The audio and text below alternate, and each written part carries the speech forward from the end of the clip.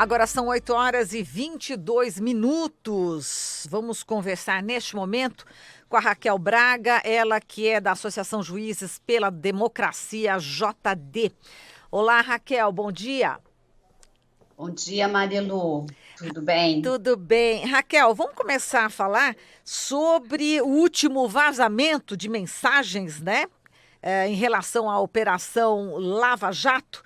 Você viu que o Intercept Brasil fez a parceria aí com a Folha de São Paulo e a Folha trouxe nesse final de semana a notícia, né, de que essa operação articulou apoio a Moro diante da tensão com o STF, né? Tem vários pontos aqui para a gente abordar. Bom, inicialmente, como é que você viu essa parceria, hein, Raquel? Só para depois a gente mergulhar mais a fundo aqui nessas mensagens. Uma parceria constrangedora, escandalosa, ilegal.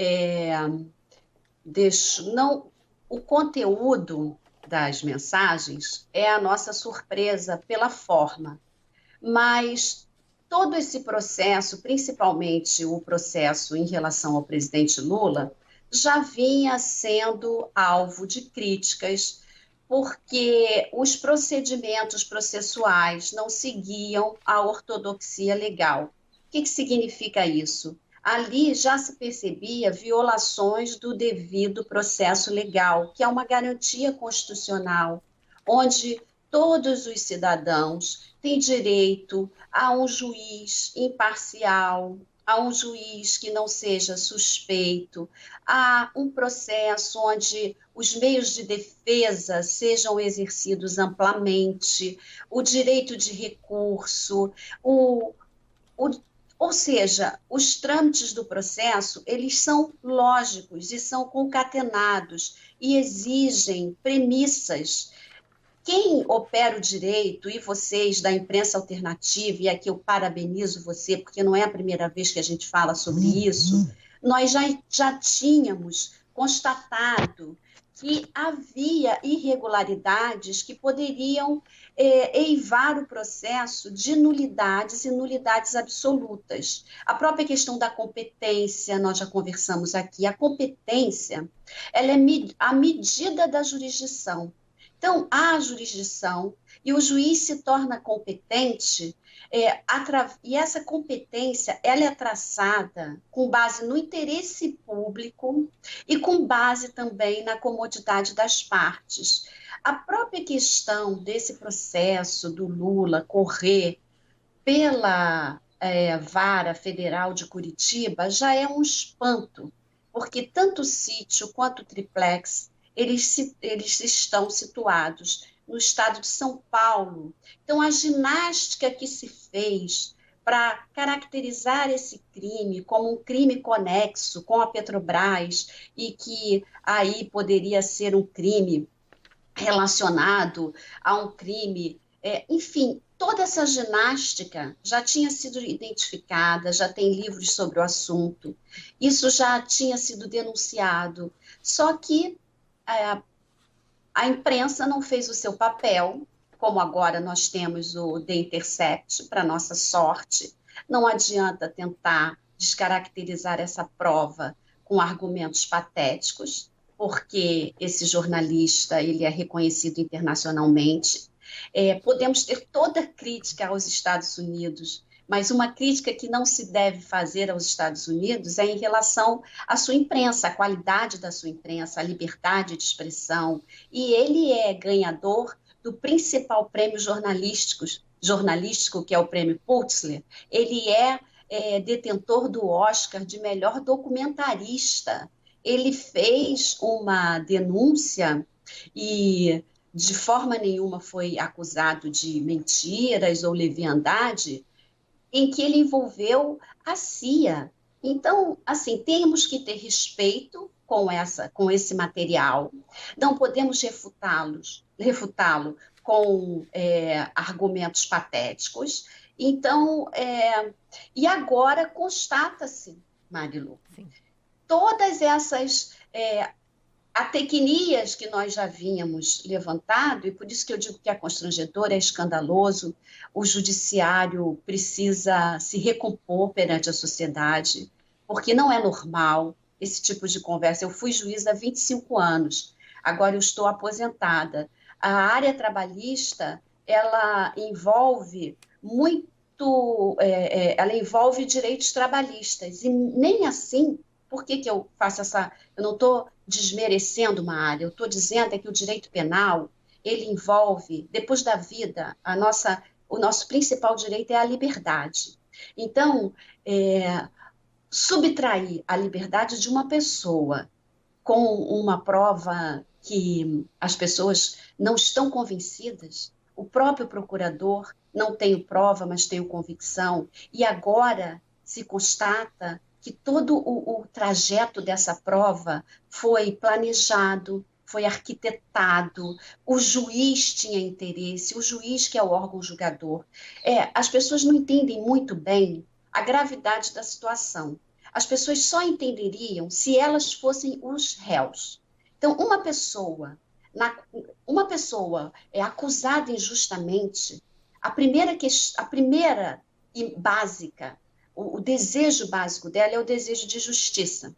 Então, o que ela deseja para si? Um processo dentro do regramento jurídico, um processo dentro das regras asseguradas. Se essa pessoa desconfiar, ou se essa pessoa tiver um juiz agindo como seu carrasco, ou um juiz que já parte da premissa que ela está condenada, não terá outro julgamento senão... E aí, o que é mais grave nessas conversas vazadas? O juiz já tem um posicionamento formado e ele age de maneira a confirmar o seu julgamento. E age como parte, age buscando prova, age junto com a mídia. Veja bem, eu tenho uma sensação que esses envolvidos, eles mesmos precisavam da mídia para que construísse uma narrativa, porque já tinham Claro. o fim do julgamento, ou seja, então eles precisavam da mídia para reforçar uma narrativa que eles estavam construindo planejadamente. Exato. Raquel, agora, com tudo isso, né, que está vindo à tona, que a gente já sabia, juristas já sabia, como você falou, já tinha livros falando sobre tudo isso. Enfim, a segunda turma, né, do STF vai julgar nesta terça-feira, né, as ações penais contra o ex-presidente Lula, né? Se vai ser anulada, se não vai ser anulada. Qual que é a tua expectativa diante, né, de todas essas revelações? Você acha que o STF, agora chegou a hora também do STF mostrar, né, enfim, a sua importância, né, em defesa da democracia? Sim, fundamental, né? Nessa quadra em que nós temos um processo eleitoral que foi ameaçado por conta da Lava Jato, que nunca foi a técnica, nunca foi isenta, seu alvo principal nunca foi o combate à corrupção. Então, isso é importante que se diga. Eu espero do Teori, do Ricardo Lewandowski, do Gilmar Mendes, do Marco Aurélio. É bom que se diga que esses ministros, eles foram taxados pela mídia como defensores da corrupção. Você veja que a inversão de valor chegou a um ponto que defender um devido processo legal se tornou a defesa da corrupção, mas essa confusão é proposital.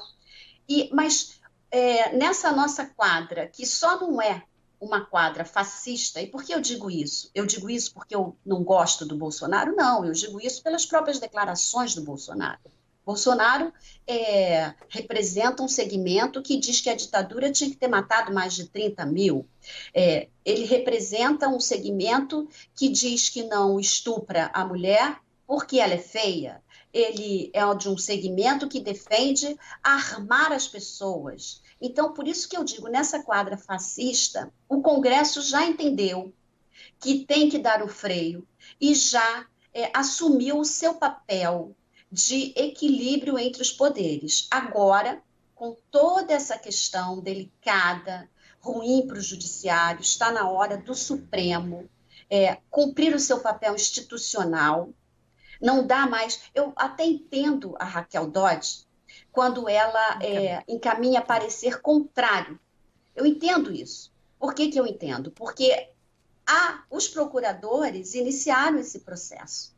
Os procuradores, eles apresentaram esse processo com uma ideia de culpa, né, do presidente Lula. Então, faz sentido que a Procuradoria defenda essa acusação.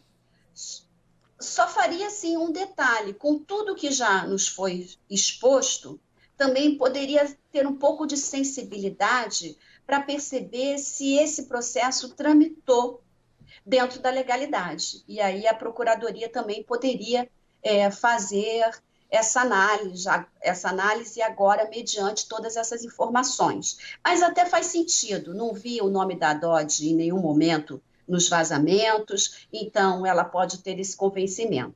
Mas está na hora do STF enfrentar toda a questão processual, as exceções, não é? A questão da competência, a suspeição, e agora nós temos elementos, ou seja, ao contrário do Dallagnol, que não tinha convicção, nós agora Que, temos que elementos tinha probatórios. só convicção, né? Não tinha prova, né? Isso, tinha só É, convicção, não tinha é. prova. Nós, não.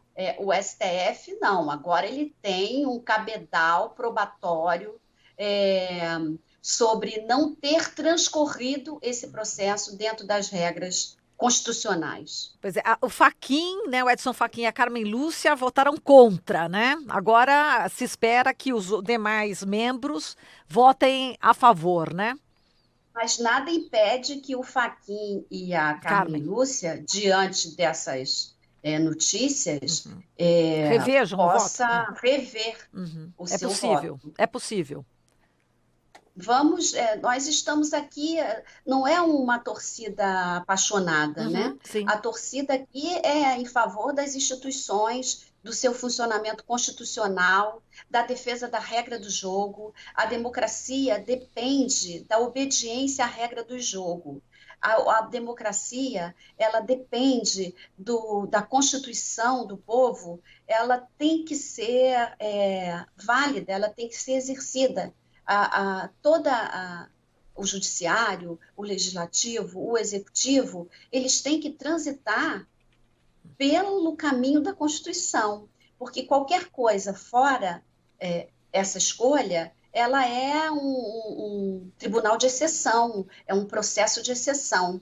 E o processo de exceção, como ocorreu com Lula, Marilu, Sim. ele nos põe a todos em risco, porque como eu disse, se você for acusado injustamente, o mínimo que você tem que ter de garantia é o devido processo legal. Senão, abre-se um precedente sobre qualquer pessoa poder perder a sua liberdade, ser acusada de crime, sem que exija a prova contundente, sem que ela realmente tenha cometido o ilícito. Isso nos põe em risco a todos. Sem dúvida. Por quê? Diga. Por quê? Pode dizer. Não, por quê? Pode concluir. Exatamente, porque se não se respeita, se as regras do jogo não são respeitadas, se não faz valer os pressupostos da democracia, todos nós estamos em risco. Abre-se um estado de exceção. O fascismo, como eu disse, ele não vem de uma vez só. O fascismo, ele vem aos poucos, trabalha muito com medo, trabalha muito com a ressignificação das coisas, com a informação errada, com a fake news. Então, e a sociedade é sempre um tubo de ensaio. O fascismo pode avançar ou recuar, dependendo da reação da sociedade. Então, eu acho que essa quadra atual é uma quadra que nós devemos nos carregar de coragem e ser cada vez mais exigentes da democracia, exigentes de que tudo seja posto no seu trilho, exigente sobre as instituições, que elas cumpram seu papel, que elas funcionem de fato normalmente, que o Supremo tenha retome para ele o protagonismo, não um protagonismo heróico, um protagonismo justiceiro, porque isso nós estamos acompanhando e acabamos de constatar com esses vazamentos que esse tipo de conduta não cabe ao judiciário. O judiciário é um poder que trabalha com discrição, que tem decisões, inclusive, contramajoritárias, porque nem sempre o que chega... Eu não estou dizendo que o povo não tem a sua ciência, não tem o seu saber, mas um povo alimentado por fake news, um povo alimentado por uma imprensa, que é a imprensa oficial, que não cumpre o seu papel de esclarecer, de dar a notícia com a sua real conotação, esse povo ele é induzido a erro. E exatamente por isso os poderes possuem papéis diferentes. O risco que a democracia brasileira tem sido um risco presente na democracia brasileira, e aí eu digo no meu entendimento, porque enquanto associação nós não conversamos sobre isso, são esses julgamentos televisionados. Diferentemente da posição Sim. do executivo, que é uma posição que o político está ali para defender e para encaminhar as propostas que os seus eleitores corroboraram, é diferente o papel do executivo. O eleitor, ele confere o voto ao político para que esse político encaminhe as propostas que ele endossou, que o povo endossou. O judiciário, não. O judiciário não pode se comportar como uma ditadura da maioria. O judiciário ele tem que se comportar com os regramentos constitucionais. Por que a gente defende tanto os regramentos constitucionais? Porque são os avanços civilizatórios. Com toda a nossa democracia é uma democracia jovem. A nossa democracia ela está se consolidando paulatinamente. Então, nós temos que garantir inclusive o Brasil é signatário de tratados internacionais que vedam o retrocesso social. O devido processo legal é uma garantia e qualquer coisa fora dele seria um retrocesso social. Então, o Brasil, inclusive, estaria violando tratados internacionais. E o que eu quero dizer? O judiciário, quando ele vai analisar um caso, ele não analisa com clamor popular. Ele analisa dentro das regras jurídicas e às vezes vai descontentar uma parte da população que quer um justiçamento, que quer um processo penal do espetáculo, que tem uma ideia de que a política, e essa ideia foi muito...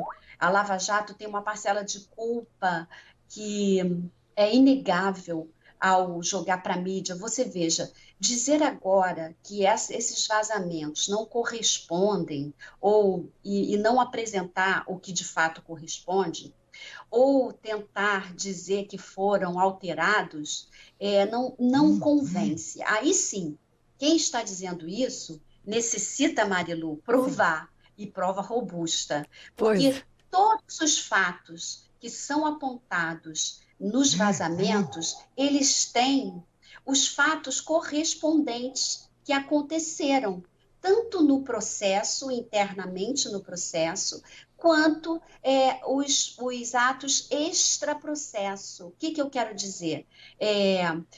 Dentro do processo, uma procuradora foi afastada, não é? Quer dizer, poucas mulheres nessa equipe, a única mulher foi afastada. E que situação, né, constrangedora para ela também, né, sendo exposta desse jeito, né? E isso a pedido do juiz, com críticas à atuação. E depois, outro fato também que confirma o vazamento, a questão da nota para a mídia, a exigência de uma nota para ratificar, e toda essa sequência, o que separa para encaminhar para o STF e o que não é encaminhado, quer dizer, uma seletividade.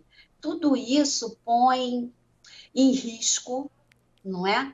uma Exa garantia constitucional. E você está falando exatamente do que a Folha de São Paulo, né, acabou divulgando nesse final de semana, exatamente isso, né? Aquela lista, né, de políticos que não tinham sido encaminhados, né, para o STF, e aí pegou mal, e aí depois ele pediu apoio, vamos dar um apoio para o Sérgio Moro. Quer dizer, ficou muito evidente, né, né, aquela proteção, né, para o juiz dos próprios procuradores. Agora, falando em Como Sérgio. se o É. juiz precisasse da mídia Uhum, ou de ingerência do procurador com o STF ou qualquer outro tipo sim, de lobby, digamos assim. Não, a função do juiz é uma função solitária. pois é. É, o ato de julgamento é um ato de responsabilidade, de introspecção, de análise séria, porque o juiz que não tem na ponta do seu ofício fazer justiça, é um juiz que não vai trabalhar com as garantias constitucionais, sabe, é tudo tão lamentável, e o Moro tem um agravante porque a decisão dele em relação ao Lula afastou o candidato com um amplo favoritismo do processo eleitoral. Aquele outro episódio de evitar a entrevista outro fato Também. também escandaloso, porque está dito lá, a entrevista contribuiria, quer dizer, o Lula é um nome tão forte nessa disputa eleitoral para a presidência, né, para o cargo máximo de condução da República, que ele teve, nem a entrevista, até a entrevista dele teria força de dar um destino outro para o resultado das eleições. A outra questão também sobre o Moro, e eu não tenho aqui sobre o Moro nenhum tipo de aversão. Eu não quero para o Moro o que ele fez com Lula. Eu quero garantir ao Moro, porque de todos esses vazamentos, a imprensa fala sobre suposto, e eu digo suposto porque ainda não tem julgamento. Então, suposto crime de prevaricação, suposto crime de conluio, suposto crime de abuso de poder, suposto crime de formação de quadrilha. Eu digo suposto por quê? Porque eu quero garantir ao Moro o devido processo legal. Eu quero que ele tenha todo o direito da ampla defesa. Eu quero que ele tenha um juiz que seja um juiz absolutamente imparcial e insuspeito. Então, eu quero para ele tudo que ele negou para o Lula. Exato. Agora, ele está nos Estados Unidos, né? Inclusive o Sérgio Amadeu, o nosso analista nessa área de internet, ele deu entrevista para a gente na semana passada. Ele falou: tem que pegar o passaporte do Moro, não tem que deixar, porque aí ele vai poder fazer algo para tentar apagar, né, trechos dessas conversas, né, com agências de inteligência norte-americana. Ele estava bastante preocupado, Sérgio Amadeu, em relação a isso, né, de possíveis encontros, né, que tanto Sérgio Moro quanto Deltan Dallagnol poderiam ter com pessoas da inteligência lá dos Estados Unidos. Você vê isso como um fato preocupante, Raquel? Olha, Marilu, eu conheço pouco sobre a técnica, né, da internet, mas já ouvi, li entrevistas sobre a questão de se pedir o histórico destes telefonemas. Então, por mais que as conversas possam ser alteradas, a própria narrativa do Moro é uma narrativa que não inspira convicção, porque, primeiro, ele batia na tecla de que as escutas eram ilegais, né? De novo, ele já, na narrativa dele mesmo, já admitiu ter utilizado de procedimentos ilegais, processuais. O próprio vazamento daquela primeira conversa da Dilma com Lula, já foi um procedimento ilegal, porque tinha ultrapassado o prazo da permissão de escuta. Do horário. Então, ali, ele já cometeu um ato que não é um ato dentro da regra processual. E depois ele começou a justificar os seus atos ilegais porque era o combate à corrupção. Veja bem, Marilu, ninguém, a pretexto de combater a corrupção, corrompe a sua própria função como autoridade. Não é possível justificar o combate à corrupção corrompendo a função, né, das autoridades. Isso aí, quem admitir isso também transitará sobre uma esfera de exceção, e toda esfera de exceção é perigosa para todos nós. Outra questão do Moro, que depõe muito contra ele, foi a atuação dele como carcereiro, também num episódio absolutamente legal. Um juiz de órgão superior concedeu habeas corpus, o Moro estava em férias, e ali Sim. ele moveu telefonemas. Então, para que isso, eu não, como já disse, eu não concebo que o Glenn Greenwald tenha tido qualquer conduta irresponsável nessa. E a própria Folha já analisou o material e tem técnicos nessa área, e já disse que não tem qualquer tipo de alteração do diálogo. Então, agora, e o Moro, como? Eu não quero que o Moro responda esse processo preso, exatamente por isso. Ele, agora, como ministro da Justiça, com toda essa conspurcação, com tudo que pesa sobre ele, com todas essas denúncias, seria ético, porque essas condutas, elas têm também um teor ético, né? É o Código de Ética da Magistratura.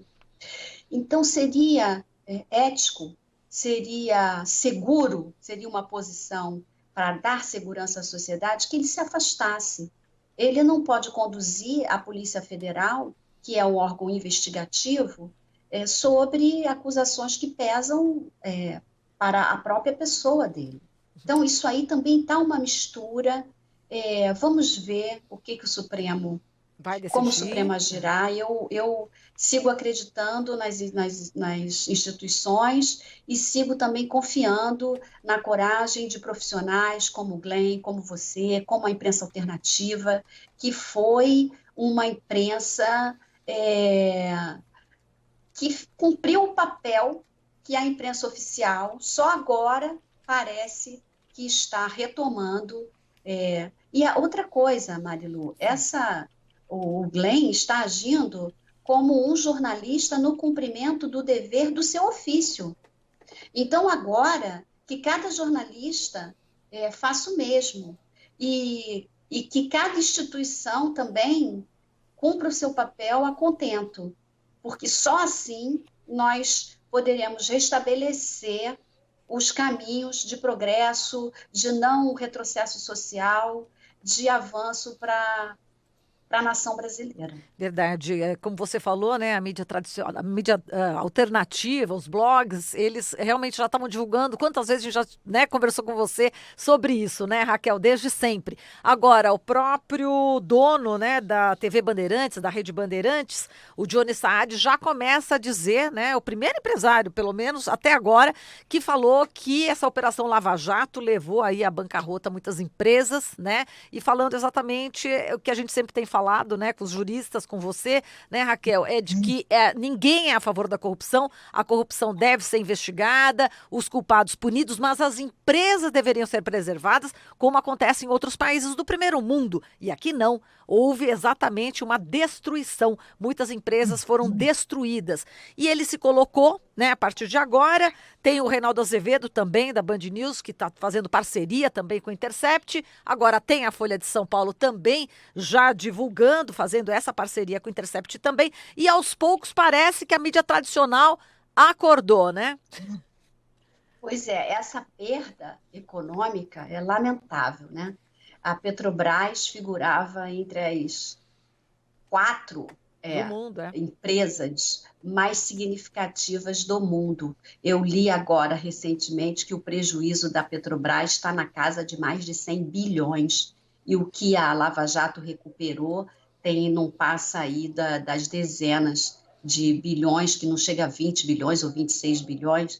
Ou seja, afora a isenção fiscal, porque com a queda da Dilma, vem o Michel Temer, e Michel Temer envolvidíssimo em várias delações e documentalmente comprovado, o Michel Temer concedeu uma isenção fiscal, porque essa história do prejuízo para a economia, como uma operação que pretensamente vai combater a corrupção, não preserva a economia do seu país. Então, a isenção fiscal, logo que o Michel Temer assume para terminar o mandato, que foi um mandato tirado das mãos da Dilma, por conta, inclusive, da Lava Jato, agora tudo se esclarece, foi uma isenção fiscal de um trilhão de reais. Então, são coisas muito concretas para a gente. Não é uma teoria conspiratória, mas quem eram os maiores interessados nesse desmonte, né, da nação brasileira? Quem era o maior interessado na base de Alcântara? Quem era o maior interessado nesse fatiamento da Petrobras? Quem era o maior interessado? São tantas questões, né, na Embraer, na destruição, na entrega da Embraer. Enfim, e paralelamente, o candidato que venceu a eleição com a contribuição de todo esse processo, ele quer retroceder na demarcação das terras indígenas, quer armar a população, olha o perigo, defendeu a legalização da milícia e quer armar a população. Que população? Nós temos esse receio e é um receio concreto. Que parcela da população será armada, Marilu? Eu não tenho dúvida que a milícia terá armas legalizadas em seu poder. E essa milícia age como? O Rio de Janeiro é uma cidade controlada pela milícia. Exato. O Rio de Janeiro é uma cidade que sofre os efeitos da violência dessa milícia. As pessoas que moram em comunidade pagam gás, internet, pagam luz para a milícia.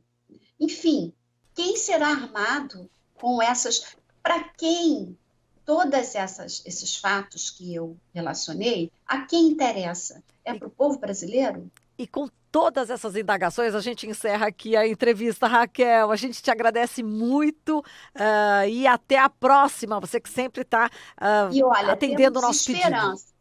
Estamos numa quadra que a reação agora é da parcela que quer resgatar o Brasil, que quer o João Willis de volta, que quer a Márcia Tiburi de volta, que quer todo mundo que saiu ameaçado por uma milícia. Nós queremos o nosso Brasil de volta e essas queridas pessoas aqui entre nós. Perfeito, tá certo, Raquel. Um beijo para você. Até mais.